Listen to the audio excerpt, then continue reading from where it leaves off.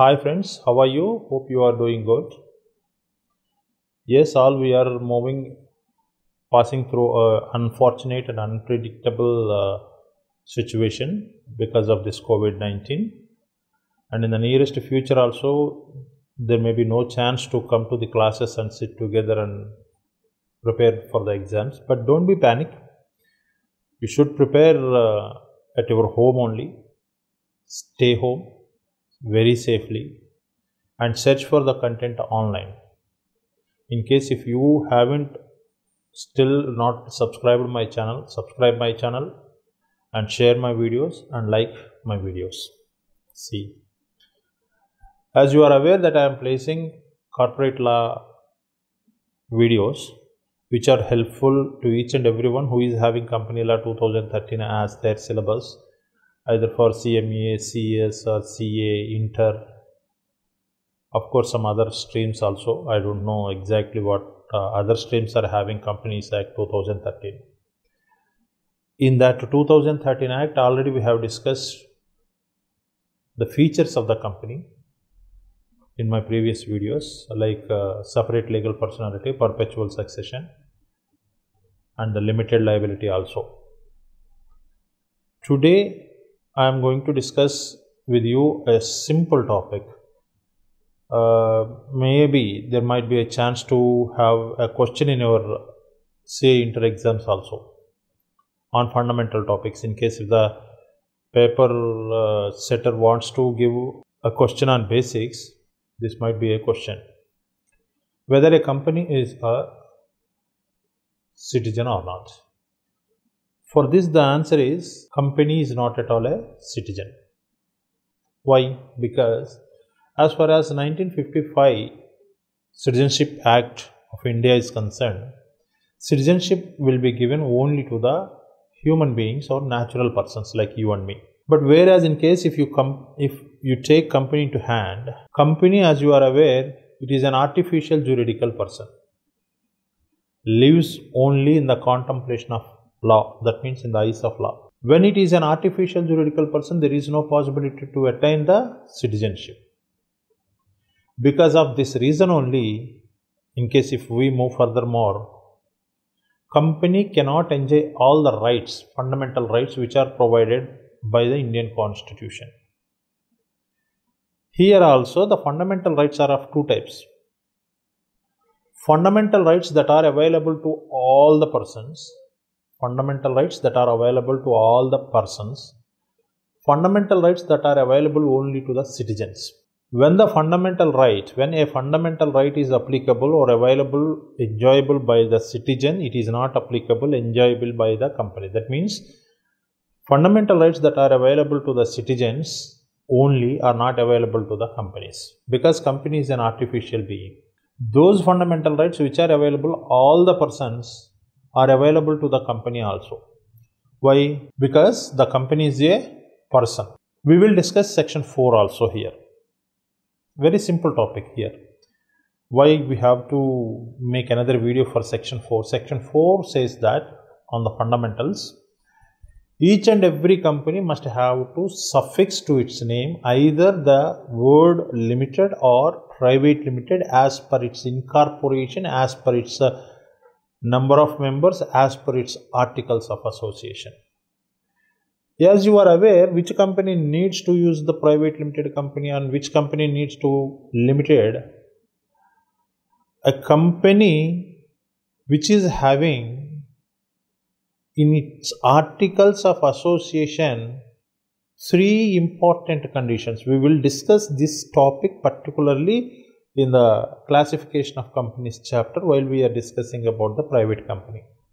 A private company will have 3 conditions in its articles of association, where these 3 conditions prohibits the company not to move for the access of a public contribution in for the capital.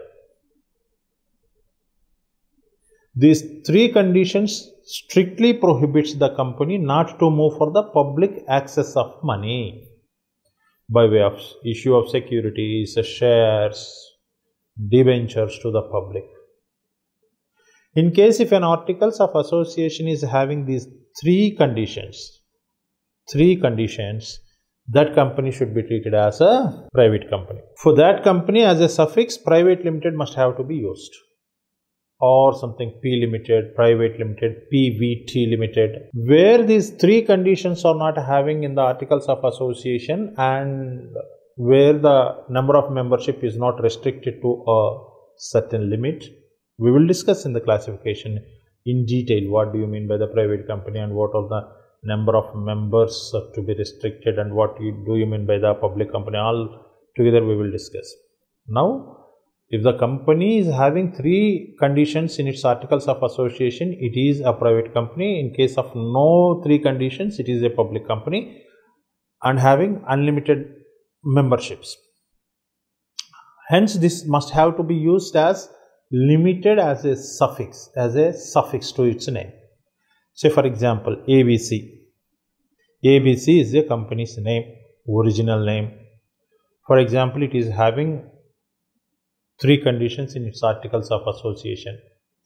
Then yes, of course, it must have to use private limited. No conditions, it has to use limited in its article, limited to its name, suffix as a suffixation to its name. Now we have to discuss section 453 combinedly with section 4. Why? Because an unauthorized use of private limited or limited words as the suffixations to the name of an organization to a business, it amounts to penalization starting from 500 rupees minimum,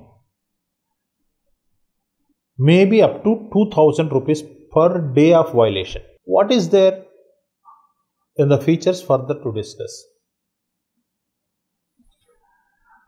One of the most important features of the company, most important and attractive features of the company is limited liability of the members. What do you mean by the limited liability? In case if you take other types of other forms of the businesses like sole proprietary concern and partnership, except limited liability partnership. Of course, in LLP, the name itself indicates that the liability of the partners is limited. But whereas in case if yours is a partnership form, not a LLP, yours liability is unlimited. What do you mean by the unlimited liability? Here, say for example, the total investment of your business as a sole proprietor, 10,000 rupees. Unfortunately, your business incurred huge losses and you are indebted to the extent of 1 lakh to the outsiders, and right now you are shutting down your business.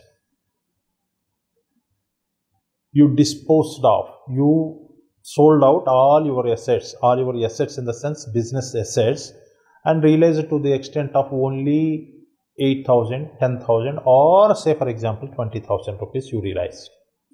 The total property of the business that you invested in the business, you introduced it to the business is 20,000 rupees and you realized the same and paid off. What about that 80,000 rupees? You already invested 20,000 rupees, that 20,000 rupees already you sold out and you have realized that 20,000 you paid to the creditors. Will the remaining 80,000 creditors keep calm and leave you? No. That is the sole proprietary concern and partnership. The 80,000 must have to be compensated or paid off from your own property, from your own estate. That is the concept of unlimited liability. Whereas the limited liability indicates that the liability of a member who invested whatever it may be the money in the company, to that extent only his liability. More than that, he need not to pay even a single rupee. The provision of the Act says like this: The liability of a member is limited to the extent of unpaid subscription. To the extent of unpaid subscription. Again, I am repeating. Let me take a simple example regarding this. For example, I subscribed to the shares of a ABC Limited company, 10 shares, which carries 100 rupees each, that means 1000 rupees. As and when the company allotted 10 shares to me, I am liable to the company to the extent of 1000 rupees I need to pay. But as of now, I paid only application money and the allotment money. By way of application money 20 I paid, by way of allotment money 20 rupees I paid. The remaining 60 rupees, that means on each share, for 10 shares 600 rupees I need to pay, 4000 I already paid. Here my paid up amount is 400 rupees and unpaid money is 600 rupees. In the lifetime of the company is entitled to call up, to demand upon me to that extent of 600 rupees, because it is only the unpaid subscription in my case. For example, if I have paid the 1000 rupees too, 1000 rupees I already paid. Now the company is going to wound up. The liabilities are more than the company's assets, company's supporting property. Say for example, liabilities are 10,000 rupees, company's property is 8,000 rupees, so 2,000 rupees deficit is there. That means more debts are there than the company's property. Now, am I required to compensate or contribute even a single rupee to the company? No. Why? Because as and when the company allots me 100 rupees each share 10, I obligated to pay 1000 rupees, I already paid that. In case, as we already discussed, if I didn't pay 600 rupees, at this point of time, at the time of winding up, I need to pay the remaining 600 rupees, even though the company is right now inoperative and in the process of winding up, I need to pay this 600 rupees. But I need not to pay any single rupee more than that, in case if I paid the 1000 rupees. Here in this case, I paid already 1000 rupees. Because of that reason, I need not to pay even a single rupee right now. This is exactly how the limited liability works in a company. A member's liability is limited to the extent of unpaid subscription amount.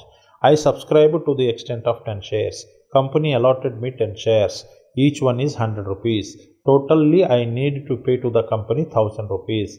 I already paid 400 rupees by way of application money 200 rupees, by way of allotment money 200 rupees. Now, even though the company is in liquidation or in the entire lifetime of the company is eligible or allowed to ask me to demand me only the 600 rupees because it is unpaid. In case if I paid total 1000 rupees to the company, whatever the subscription amount I promised, whatever the total amount on the shares allotted to me, if I paid that total amount, I need not to pay even a single rupee, even though the liabilities of the company at the time of winding up is more than the supporting property of the company. This is how exactly the unlimited liability works in case of a company, and one of the attractive and important features of the company. Thanks for watching, and in the next video we will discuss lifting of corporate veil or piercing of corporate veil. What do you mean by it? How the members may misuse the corporate entity concept, separate legal personality concept. How the company will be utilized as a shadow to do or to manipulate others, to violate the rules, regulations and law.